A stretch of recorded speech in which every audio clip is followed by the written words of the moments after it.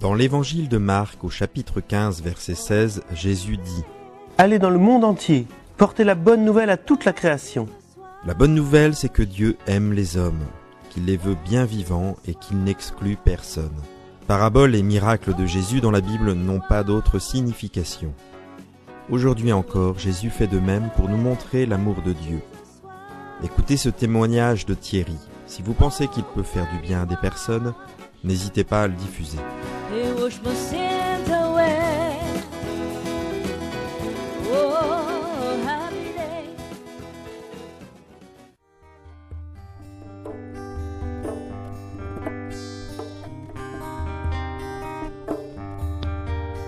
Vous savez, frères et sœurs bien-aimés, je vous regarde avec tout mon amour, toute ma tendresse,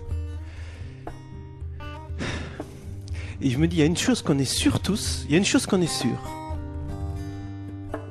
il y a une chose qu'on est tous sûrs, c'est qu'on est né, vous êtes d'accord avec moi, à un moment donné vous êtes né, vous êtes arrivé dans ce monde, vous êtes d'accord ?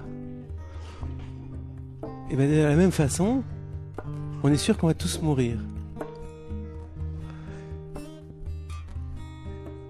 Je veux dire, que tu crois en Dieu, que tu crois pas en Dieu, que tu crois au diable, que tu crois aux montagnes, aux arbres, aux forêts, quelle que soit ton origine, quelle que soit la couleur de ta peau, il y a une chose qui est sûre, une chose qui est certaine, c'est qu'à un moment donné, tu t'es retrouvé là-dedans.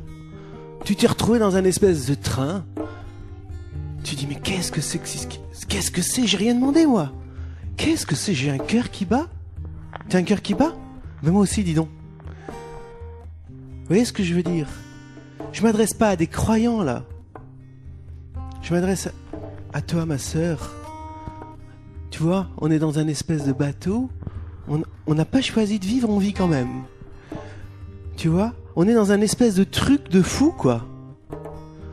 Il y a les relations des hommes, des femmes. C'est important de revenir aux questions existentielles des fois dans sa vie. Parce que de toute façon, ça viendra un moment ou l'autre. On peut ne jamais se poser des questions. On peut passer sa vie à travailler, gagner de l'argent, machin, toi, fonder des familles, tout ce que tu veux. De toute façon, à un moment donné, je vais te dire, hein, tu vas te retrouver tout nu, quoi. À un moment donné, est-ce que ce sera un accident de voiture, un accident d'avion? Tu seras bien doudu dans ton lit? Ce sera à l'hôpital? Ce sera dans ta maison? À un moment donné, tu vas vivre le plus beau moment de ta vie. Ta mort. Vous croyez que c'est possible ce que je dis? Le plus beau moment de ta vie. Ta mort. Oh Seigneur, vivement que je meure, Seigneur. Oh Seigneur. Elle me fait non. Mais qu'est-ce qu'il raconte? Je fais exprès de vous choquer. Hein. Je fais exprès de vous choquer. Nous, vous savez, on s'est convertis quand on a perdu un petit garçon. On a perdu un petit garçon, Simon. Je l'ai baptisé, il était encore vivant, il respirait, mais il respirait mal. Il était tout petit, hein. Il avait 6 mois. Et quelques minutes après, il est mort.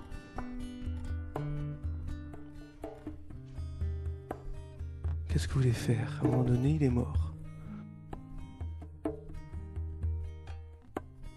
On est devant quelque chose qui...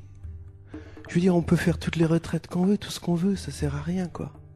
À un moment donné, on est devant un truc, quelque chose qui se passe dans ta vie, et tu dis, mais un bébé qui est mort? Qu'est-ce que c'est que ce cirque-là? Alors je veux dire, on pourra vous dire des trucs et des machins, mais de toute façon, on est confrontés, tous, qu'on le veuille ou qu'on ne le veuille pas, à la réalité qu'on est né un jour, qu'on n'a rien demandé, et qu'un jour on va mourir, et qu'on n'a rien demandé non plus. On voudrait que ça continue, que ça continue, que ça continue. Peut-être ça continuera 100 ans, 105 ans, j'en sais rien. On va peut-être faire des jeûnes calmants. Mais de toute façon, à un moment donné, ça s'arrête. Sur cette terre. Après, il y a un truc de fou. Il y a un homme qui est venu et qui a parlé de la vie éternelle.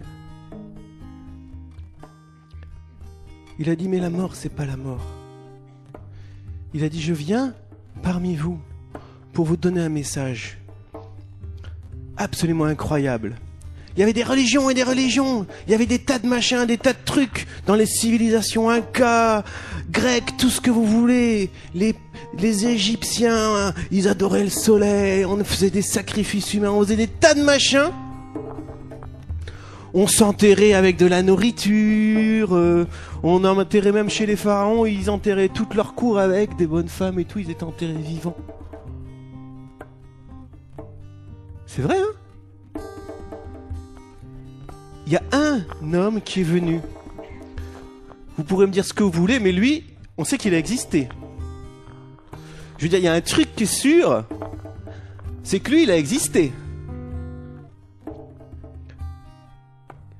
N'importe qui sur la terre, quelles que soient ses croyances, que je sois musulman, que je sois hindouiste, que je sois qui que ce soit, personne ne peut remettre en cause que lui, même ton mari, tu vois, personne ne peut remettre en cause que lui, il est venu sur la terre.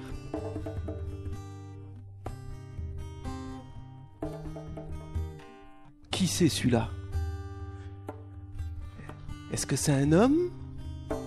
Est-ce que c'est plus qu'un homme? Toujours est-il qu'il a donné un message, lui, quand il était sur la terre. Alors là, vous pouvez regarder tous les livres qui existent. Absolument incroyable. Les hommes, ils auraient cherché dans leur tête. Ah, ils auraient pu chercher dans leur tête, hein. Ils ont cherché toutes les civilisations qu'il y a avant. Imaginez un Dieu qui vienne sur la terre, dans le sein d'une femme, qui naisse sur la terre, et qui soit un petit bébé. Alors là, les hommes, ils n'avaient pas réussi à inventer un truc pareil. Là, aucune pensée humaine pouvait imaginer un truc comme ça. Un homme, Dieu se fait homme. Vous pouvez regarder, hein, ça n'existe pas. Mais en plus, Dieu qui se fait homme là, il vient donner un message. Mais c'est de la folie, quoi. C'est tout l'inverse de tout ce que les hommes avaient imaginé. Ils avaient imaginé des dieux d'or, des dieux forts, des dieux sur des nuages, des dieux avec des éclairs. Ils avaient imaginé des trucs et des trucs et des trucs. Les hommes, ils avaient imaginé plein de dieux. Des dieux de ceci, des dieux de cela. Mais un comme ça, là, un Dieu qui pardonne, un Dieu qui aime, ça, ils n'avaient pas imaginé. Un Dieu qui vient tout renverser. Un homme qui dit tout l'inverse. Heureux les pauvres en esprit. Un Dieu qui dit aimez-vous les uns les autres. Un Dieu qui dit aimez vos ennemis. Vous pouvez regarder, vous pouvez faire le tour. Moi, je l'ai fait quand j'avais 20 ans. J'étais tellement en quête de Dieu que j'ai étudié toutes les religions. Toutes les religions. Ça, ce qu'il dit, lui, il n'y en a pas un autre qui le dit. Il n'y en a pas un autre qui le dit. Il y en a qui ont essayé de copier un peu, mais ça dérape toujours à un moment donné. Il y a quelque chose d'inouï dans son message. Il y a quelque chose d'incroyable dans son message. Et plus que ça, il n'a pas fait que parler. Il n'a pas fait que dire des beaux discours. Vous savez ce qu'il a fait? Il s'est promené, et puis il a été partout. Et surtout, il a été où on n'aurait jamais imaginé. Il a été au milieu des prostituées, il a été au milieu des malades. Vous imaginez Jésus qui arriverait sur la terre aujourd'hui? Il irait peut-être dans les gay pride. Il irait peut-être à Saint-Denis, là où il y a les prostituées. Il irait peut-être là où il y a les sidéens. Il irait dans des endroits où on dirait, mais qu'est-ce que c'est que ce truc? Il irait parler avec les plus pauvres, les plus désespérés, les clochards, les drogués, les sidéens, tous ceux qui sont rejetés par notre société. Il irait les regarder. Et il mettrait son regard de miséricorde dans leurs yeux. Et il dirait à celui qui est le plus condamné, il dirait, je t'aime, tel que tu es.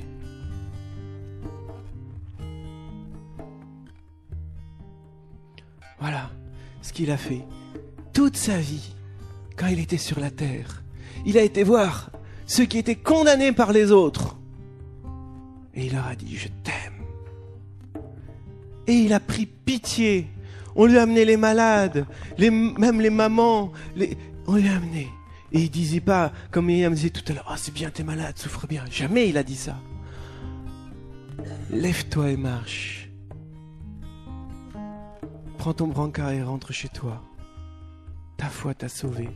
Va et ne pêche plus. Il a passé son temps, lève-toi, à relever ce qui était perdu. Il a passé son temps à guérir les malades, à chasser les démons. Il a passé son temps à faire le bien. Il faisait que le bien. Il ne pouvait pas faire autrement que de faire le bien. Partout où il passait, les gens, il suffisait qu'ils touchent son manteau et ils sentaient cette présence de Dieu. Ils sentaient cette présence du Saint-Esprit. Cette femme qui avait ses pertes, elle a touché son manteau. Il a dit, qui m'a touché? Et elle était guérie. Là, vous pouvez chercher partout, hein? Partout! Vous pouvez voir tout ce que vous voulez, dans tous les livres que vous voulez, toutes les prophètes, les machins, vous pouvez chercher partout sur toute la terre, dans toutes les librairies, dans toutes les langues. Trouvez-moi un autre personnage comme celui-là. Mais plus que ça! Non seulement il a eu une idée incroyable d'être Dieu, de venir dans le sein Marie, mais en plus de donner des paroles de vie, de guérir les malades, de chasser le mal. Quand il chasse les démons, il chasse le mal. Mais il a dit, je prends sur moi tous tes péchés. Je prends dans mon corps, je prends dans ma chair. Et ceux qui ont vu le film La Passion, je prends sur mon dos, je prends en moi, dans mon corps, dans la flagellation, à Gethsémani. Je prends tes angoisses. Je prends ta détresse. Je prends tes peurs. Je prends tes craintes. Je prends le mal. Je me fais pécher. Il est défiguré. Il est lacéré. Il est transpercé. Lui qui avait passé son temps à guérir les malades, à chasser les démons, il devient une plaie vivante.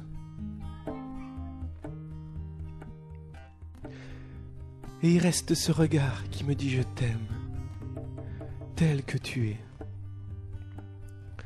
Il se couche sur le bois d'une croix et il regarde l'humanité tout entière. Il regarde Sylvie, il regarde Michel, il regarde André-Marie, il regarde Isabelle, il regarde Monique, il regarde Thierry, il regarde Myriam, il regarde Père Timothée, Patricia, Isabelle, tous et tous. Il nous regarde avec nos péchés, avec nos souffrances, avec tout ce qu'on porte. Et alors à ce moment-là, il tourne le regard vers le Père et il dit, Père, pardonne-les, pardonne-les. Ils ne savent pas ce qu'ils font. Pardonne-les, Père. Je prends sur moi toutes leurs fautes. Je prends sur moi toutes leurs fautes. Toute l'histoire, l'alpha et l'oméga, le début et la fin. Je suis celui qui suis. Personne pouvait parler comme ça. Je suis le chemin, la vérité et la vie. Jésus de Nazareth.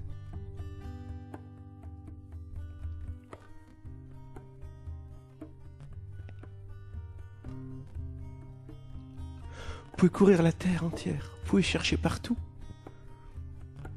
Personne. Vous pouvez regarder des millénaires en arrière. Personne. Personne. Il n'y a personne comme Jésus. Vous pouvez chercher partout. Mais plus que ça, non seulement il est né, il est venu nous rejoindre, il s'est fait petit bébé, il s'est fait vulnérable, il s'est fait tout petit. Non seulement il a guéri les malades, chassé le mal, porté une parole incroyable d'espérance.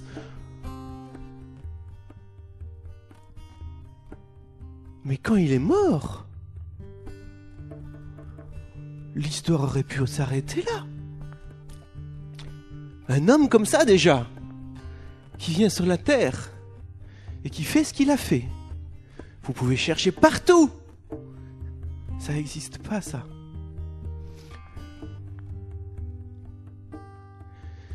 Mais en plus, 3 jours après avoir fait tout ça, il revient.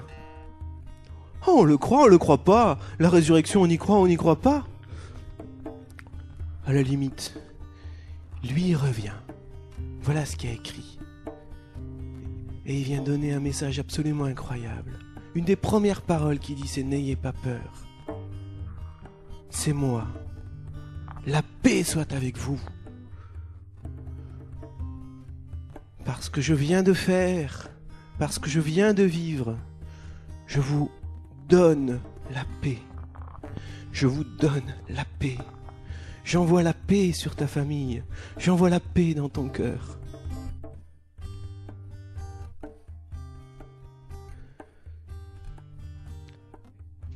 À ce moment-là, les apôtres ont compris quelque chose qu'ils n'avaient jamais compris jusque-là. Pourtant, Jésus l'avait annoncé un nombre de fois incroyable. Cette résurrection, cette vie éternelle. Il l'avait annoncé un nombre de fois incroyable, mais c'était pas possible. Il nous disait un discours complètement incohérent, cet homme. Il disait « Celui qui mange ma chair et boit mon sang a la vie éternelle ». Vous pouvez chercher des hommes qui disent ça. Je vous mets au défi. Il disait un truc incroyable. Celui qui mange mon corps et boit mon sang a la vie éternelle. Et les apôtres ont compris que cet homme, c'était beaucoup plus qu'un homme. Les hommes ont compris que celui-là, quand il disait « Je suis celui qui suis », quand il parlait comme le Père, quand il disait « Je suis l'alpha et l'oméga », quand il disait « Je suis la résurrection, je suis la vie, qui croit en moi aura la vie éternelle », ils ont enfin compris qu'il y avait quelque chose, mais de beaucoup plus grand que tout ce qu'ils pouvaient imaginer qu'ils étaient en train de vivre là.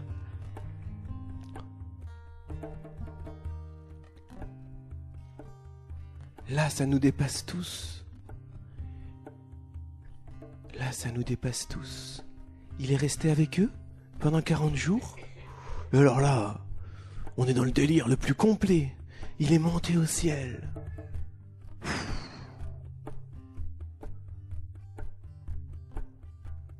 Et 9 jours après, voilà un souffle qui descend sur ces hommes. Un souffle puissant. Un souffle divin. On pourrait l'appeler autrement. Vous pouvez l'appeler comme vous voulez. Ce que je peux vous dire, et ça aussi c'est historique, de la même manière qu'on est sûr que lui il a vécu. Allez expliquer comment ces 12 bonhommes, ils se sont mis à enflammer la terre entière. Allez m'expliquer, il n'y avait pas de moyen de communication. Hein. Il n'y avait pas Internet, il n'y avait pas le téléphone. Hein. Il n'y avait même pas l'écriture vraiment, avec l'imprimerie, je veux dire. Comment ces bonhommes-là, c'est Pierre, c'est Paul, c'est Jacques, c'est Jean, ils ont été porter ce message au monde entier, et qu'en quelques années, ce message d'espérance, ce message de folie, ce message de feu, il a inondé la terre entière. Jésus avait dit, allez porter la bonne nouvelle à toute la création. Eh bien, on aurait dit que toute la création se mettait en œuvre. Les apôtres étaient remplis d'une force incroyable. Il y avait quelque chose en eux qui dépasse tout ce qu'on peut imaginer. Tout ce qu'on peut imaginer. Les gens qui passaient, quand l'ombre de Pierre touchait les malades, ils étaient guéris. Vous pouvez en raconter des trucs et des machins. Mais ça, c'est l'histoire. Ça, c'est la réalité. Le monde, il a été transformé par 12 bonhommes. Imaginez, là, dans cette pièce, on est 60 ou 70. Si nous, on reçoit cet esprit de Pentecôte demain, puisqu'on va prier pour ça, vous croyez pas qu'on peut enflammer la France où il y a 60 millions d'habitants ? Ou 70 millions d'habitants ? Avec les moyens de communication qu'il y a aujourd'hui ? On a été désinformés, frères et sœurs. On nous a cassés. On nous a brisés dans cette société laïque qui a voulu tuer Dieu. Tout petit, on a été abîmés. On nous a fait douter. Tout le temps, on nous a fait douter. Tout le temps, on nous a fait douter. Mais une chose est sûre, c'est qu'à un moment donné, on sera tout nu. Et on sera à la minute avant de mourir. À un moment donné, ce souffle qu'on a reçu, puisqu'on respire, il y aura le dernier souffle. Et qu'est-ce qui se passera à ce moment-là ? Ça sera la mort ? Voilà, je serai dans un trou. Mon corps va se décomposer, c'est fini. C'est fini, il n'y a plus rien. L'esprit de la raison. Ou alors, une autre solution, hein. Lui, là, ce qu'il a dit, c'était vrai.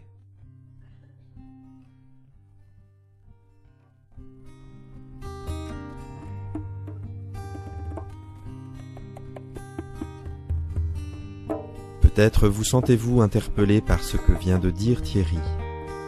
Jésus est bien vivant aujourd'hui, là où vous êtes. Alors nous vous proposons de vivre cette démarche. Jésus, je ne te connais pas.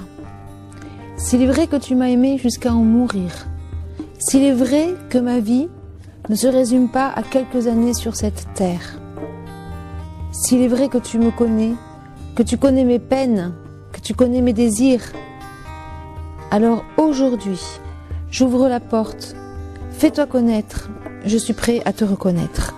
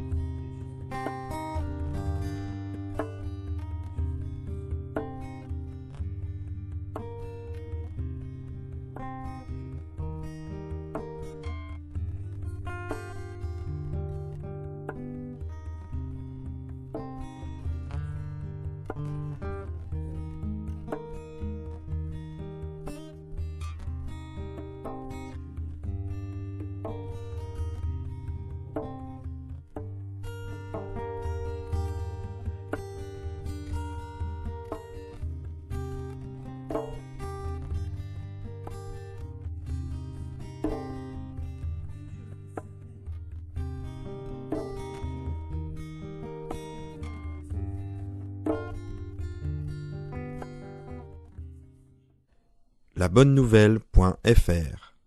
Cet enregistrement rentre dans le cadre de la nouvelle évangélisation. Il est porté par la revue La Bonne Nouvelle. Il n'a pas de prix de vente et ne peut être mis dans le commerce. Il est diffusé gratuitement. Si vous souhaitez nous aider, merci d'envoyer votre don à La Bonne Nouvelle, boîte postale 24, 53 170, Saint-Denis-du-Maine, France. labonnenouvelle.fr